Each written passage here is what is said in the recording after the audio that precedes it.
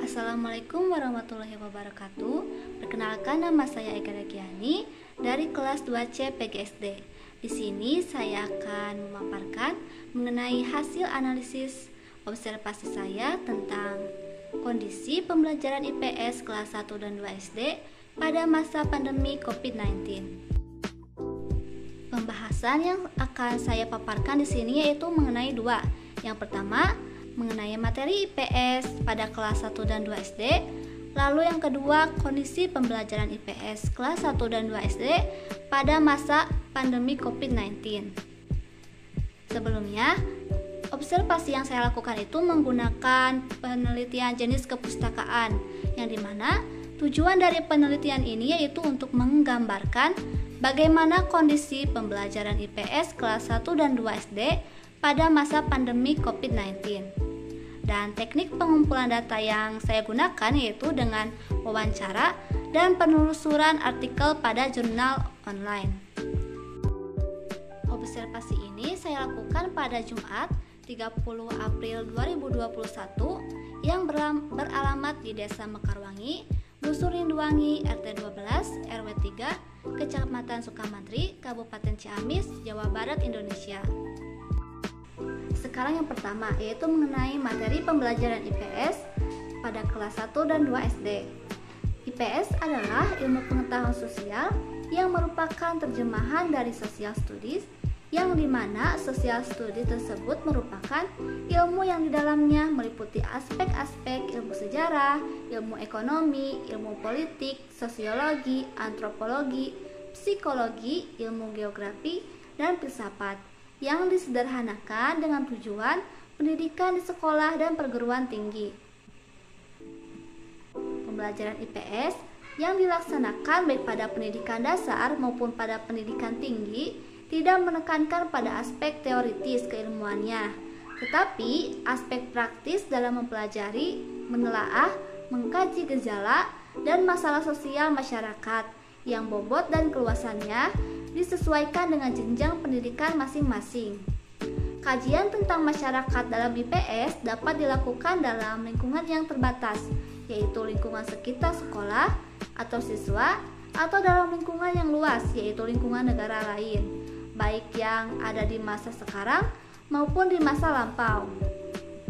Pembelajaran IPS bagi jenjang pendidikan dasar dan menengah sangat penting karena siswa yang datang ke sekolah berasal dari lingkungan yang berbeda-beda. Sekolah akan menjadi sasaran pengenalan mereka tentang masyarakat. Tempat mereka menjadi anggota diwarnai oleh lingkungan mereka tersebut. Sesuai dengan tingkat perkembangannya, siswa SD itu belum mampu untuk memahami masalah-masalah sosial secara mendalam maupun secara utuh. Tapi mereka dapat diperkenalkan kepada masalah-masalah tersebut melalui pengajaran IPS. Melalui pengajaran IPS, siswa dapat memperoleh pengetahuan, keterampilan, sikap, dan kepekaan untuk menghadapi hidup dengan tantangan-tantangannya. Selanjutnya, diharapkan mereka kelak mampu bertindak secara rasional dalam memecahkan masalah-masalah yang dihadapi. Materi pembelajaran IPS sendiri di SD itu tidak bersifat pengetahuan. Ini bermakna bahwa yang diajarkan bukanlah teori-teori ilmu sosial, melainkan hal-hal yang praktis yang berguna bagi dirinya dan kehidupannya kini maupun kelak di kemudian hari dalam berbagai lingkungan serta berbagai aspek kehidupan. Lebih spesifiknya lagi, materi yang dipelajari di SD kelas 1 itu antara lain mengenai identitas diri, identitas keluarga, identitas kerabat, mengenai macam-macam dan manfaat pengalaman, kasih sayang, hidup rukun, peristiwa penting, menunjukkan letak dan alamat rumah, dan mengenai rumah sehat. Nah, untuk kelas 2 sendiri itu terdapat materi mengenai dokumen dan peristiwa keluarga, cara memelihara dokumen dan barang berharga, peristiwa penting pada masa lalu, kedudukan, peran, dan istilah-istilah keluarga, dan materi mengenai kerjasama di lingkungan. Materi IPS di SD itu lebih menekankan pada karakter-karakter sosial setiap peserta didiknya, yaitu untuk membangun karakter-karakter seperti bertanggung jawab, mandiri, dapat bekerja sama, tolong menolong, dan lain sebagainya. Tujuan siswa mempelajari IPS untuk jenjang pendidikan dasar dan menengah adalah siswa dapat mensistematisasikan bahan, informasi, dan atau kemampuan yang telah dimiliki tentang manusia dan lingkungannya menjadi lebih bermakna. Yang kedua, agar siswa dapat lebih peka dan tanggap terhadap berbagai masalah sosial secara rasional dan bertanggung jawab. Dan yang ketiga, mempertinggi rasa toleransi dan persaudaraan di lingkungan sendiri antar manusia. Nah, sekarang kepada kondisi pembelajaran IPS di SD kelas 1 dan 2 pada masa pandemi COVID-19. Berdasarkan hasil dari wawancara saya terhadap peserta didik SD kelas 1 dan 2 serta beberapa orang yang memiliki anggota keluarga masih bersekolah di SD kelas 1 dan 2 di Dusun Rinduwangi, Desa Mekarwangi, dapat dihasilkan bahwa ketika pandemi COVID-19 ini, pembelajaran IPS itu dilakukan secara daring. Nah, pembelajaran daring ini adalah pembelajaran yang diselenggarakan melalui jaringan web, di mana setiap pelajaran di SD itu dilakukannya secara jarak jauh. Setelah saya mewawancarai beberapa orang di Dusun Rinduwangi, saya mendapatkan bahwa pembelajaran daring ini dapat berdampak positif dan juga dapat berdampak negatif. Untuk dampak positifnya sendiri yaitu dengan pembelajaran daring dapat mencegah penularan virus COVID-19 karena guru dan peserta didik tidak bertatapan langsung ketika proses pembelajaran. Untuk dampak negatifnya itu sangat banyak, diantaranya itu ketika pembelajaran IPS. Pembelajaran IPS itu dilakukan secara daring, dilakukan melalui beberapa aplikasi seperti WhatsApp. Nah, pemanfaatan media WhatsApp ini sangat bagus karena guru dapat berinteraksi dengan muridnya. Namun tentu saja dengan menggunakan media WhatsApp ini memiliki perbedaan yang sangat signifikan dengan proses pembelajaran yang dilakukan secara langsung. Dan ketika menggunakan media WhatsApp, proses pembelajarannya, guru tidak dapat mengawasi siswanya secara langsung, sehingga guru akan kesulitan ketika dia akan memberikan sebuah motivasi terhadap siswa-siswanya yang memiliki semangat atau motivasi belajar yang sangat rendah. Kemudian, ketika menggunakan media WhatsApp ini, siswa yang aktif akan cenderung lebih menguasai jalannya pembelajaran, sedangkan siswa yang pasif hanya semakin pasif dan tidak turut andil dalam interaksi WhatsApp karena kurang mendapat dorongan motivasi itu. Kemudian, untuk aplikasi seperti Zoom, Gmeet, dan semacamnya, di Dusun Rinduwangi sendiri itu tidak digunakan dalam pembelajaran IPS jenjang sekolah dasar dikarenakan tidak semua anak di wilayah ini memiliki handphone, dan handphone yang ada untuk belajar itu digunakan secara bergiliran oleh anggota keluarga yang lain, sehingga di daerah ini itu tidak mendukung untuk menggunakan aplikasi semacam Zoom dan Gmeet. Kemudian, untuk pengumpulan tugasnya itu, guru akan memberikan tugas atau materi, lalu memberikan waktu kepada siswa untuk dapat memahami serta mengerjakan tugasnya. Ketika tugas tersebut sudah selesai, mereka akan mengirimkannya kepada guru melalui WhatsApp. Selain menggunakan media WhatsApp, tidak jarang juga guru-guru itu menyampaikan materinya melalui video pembelajaran di YouTube. Guru akan memberikan link video untuk pembelajaran kepada siswa. Nah, siswa diminta untuk menonton video pembelajaran tersebut. Lalu ketika siswa sudah menonton video tersebut, mereka akan disuruh untuk mengambil sebuah kesimpulan dari video yang sudah mereka tonton. Tapi di sini ada sebuah kelemahan di mana ketika membuat video pembelajaran ini guru terkendala akan masalah waktu karena membutuhkan persiapan yang lama, baik dari proses penyiapan materi, kemudian merancang konten dan pengeditan video. Lalu materi yang disampaikan oleh video pun tidak seleluasa seperti saat disampaikan secara langsung, karena terkadang peserta didik itu harus memutar video berulang untuk dapat memahaminya, serta tidak adanya atau tidak bolehnya terjadi interaksi sosial secara langsung. Padahal hal tersebut merupakan poin terpenting dalam pembelajaran IPS, yaitu berinteraksi. Selain itu, meski sudah menggunakan media video, siswa tidak akan langsung paham dengan materi yang diajarkan, karena untuk memahami materi dan keterkaitan video dengan materi, guru juga perlu memberikan penjelasan materi kepada siswa. Tentunya, siswa usia sekolah dasar terutama kelas 1 dan 2 masih membutuhkan bimbingan dalam setiap melaksanakan kegiatan maupun tugas terkait materi. Nah, ketika siswa tidak memahami materi yang gurunya sampaikan tersebut, mereka tidak bisa langsung diberitahu, sehingga materi pelajaran yang disampaikan tidak dapat diterima secara maksimal oleh peserta didik. Kemudian, nilai-nilai karakter IPS yang diinginkan sulit didapatkan ketika pembelajaran diberlakukan secara daring, seperti sifat kedewasaan, etika, dan moral. Namun, ada sisi baiknya nih, ketika pembelajaran daring ini, peran orang tua hadir mendampingi anak-anaknya dalam proses pembelajaran. Kemudian hambatan lain yaitu saat kuota yang habis dan sinyal yang bermasalah, jadi membuat peserta didik tidak dapat mengikuti pembelajaran dengan maksimal. Selain itu, orang tua yang masih kesulitan menggunakan teknologi yang ada menjadi hambatan tersendiri dalam pelaksanaan pembelajaran secara daring. Lalu saya mewawancarai anak-anak kelas 1 dan 2 SD. Nah, di sini saya bertanya mengenai apakah lebih suka belajar sebelum pandemi atau sesudah pandemi. Nah, di sini ada dua pendapat.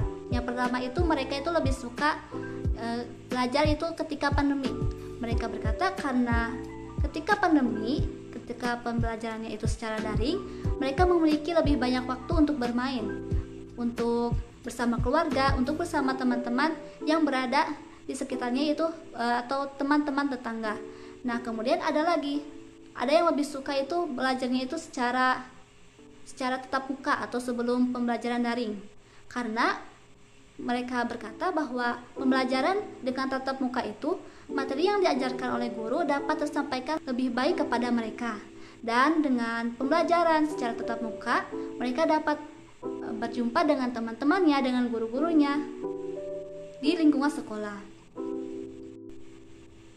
Jadi dapat disimpulkan bahwa pembelajaran IPS pada kelas 1 dan 2 SD ketika pandemi COVID-19 ini dilakukan secara daring, di mana proses pembelajaran IPS-nya itu tidak bertatap muka langsung atau tidak berinteraksi langsung.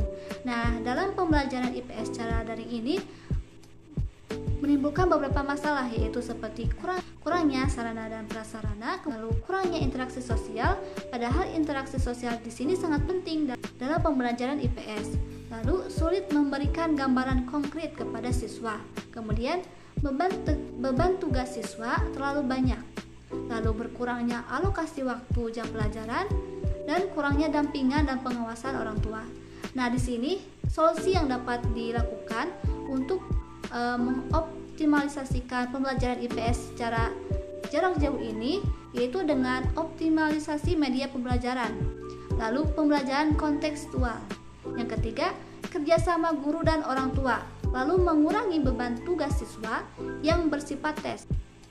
Yang kelima, membuat modul pembelajaran dan kunjungan ke rumah siswa. Sekian yang dapat saya sampaikan. Terima kasih atas perhatiannya. Wassalamualaikum warahmatullahi wabarakatuh.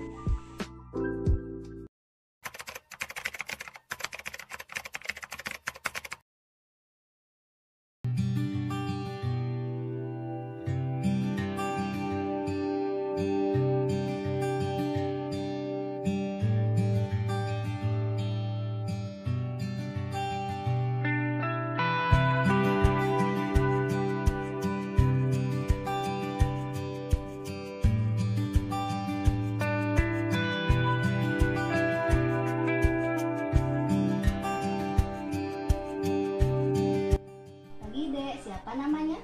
Pascal. Pascal sekarang kelas berapa? 2. Kelas 2. Nah, kalau di kelas 2 Pascal itu mengajarnya gimana? Seperti biasa ya? Nah, sekarang itu pandemi ya. Apakah ada perbedaan sebelum pandemi sama sesudah pandemi? Ketika belajarnya ada perbedaan nggak? Ada perbedaan? Apakah kakaknya bisa membantu? Mungkin dari segi perbedaannya sih lebih ke medianya gitu, kayak Kalau dulu sih pas belajar dan mengajar biasa kayak gitu face to face gitu ya. Kalau sekarang lebih ke daring, namanya juga daringnya dalam jaringan, berarti lebih ke sosial media gitu, kayak tugas dikirim lewat WA group ya. Jadi dikirim ke WA group terus dikerjain, dikumpulin kayak gitu. Jadi dibuat WA grupnya gitu, diganti pokoknya dari media manual menjadi semuanya serba sosial media gitu. Apakah ada kesulitan ketika belajar pada masa pandemi ini? Kalau kesulitan tentu sih menurut pribadi saya banyak kesulitan, banyak. Dimulai dari kuota gitu, terus kan sekarang daerah pelosok itu susah sinyal lah atau apalah, terus kan anak-anak banyak yang susah kalau suruh ngerjain tugas ya susah, namanya juga pandemi gini gitu disuruh ngerjain tugas ya yang enaknya gitu main gitu, kalau di rumah enaknya main bukan belajar, itu namanya juga anak kelas 2 lah, kelas 1 masih suka main-main gitu. Jadi kalau misalkan di situasi daring gini bukan malah belajar tapi malah bermain gitu. Untuk tadi kan kakak sendiri menyebutkan bahwa di kelas 2 itu menggunakan buku tematik. Nah, untuk materi IPS dalam buku tematik itu apa saja? Menurut yang saya ketahui setelah adik saya bertanya bagaimana tugasnya kayak gimana gitu, terus aku baca-baca lah gitu. Jadi di materi IPS itu selebihnya lebih ke karakter gitu, karakter siswa itu kayak gimana. Di sana tuh ada mengenai membuang sampah kayak gimana, kita bersosialisasi kayak gimana, selebihnya lebih ke pergaulannya anak-anak itu.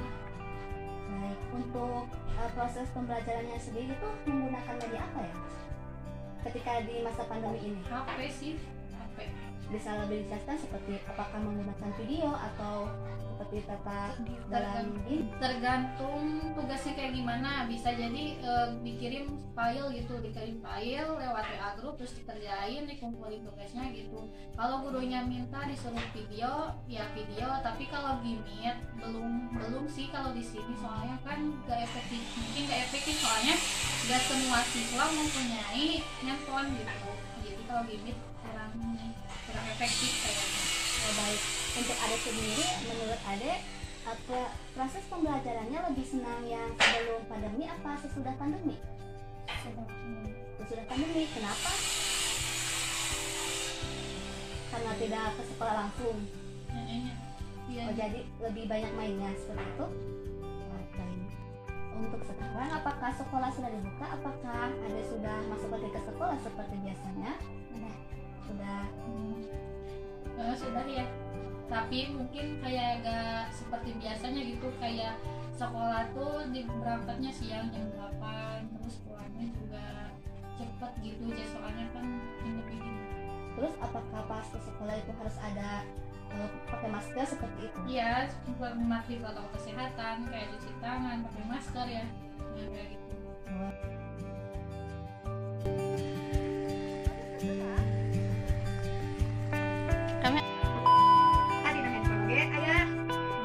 Jadi anak saya ini belajarnya di sekolah, ya di sekolah 3 hari, di rumah 3 hari. Kalau belajar di rumah itu pakai handphone ya. Jadi anak saya ini nggak ketinggalan pelajarannya gitu ya.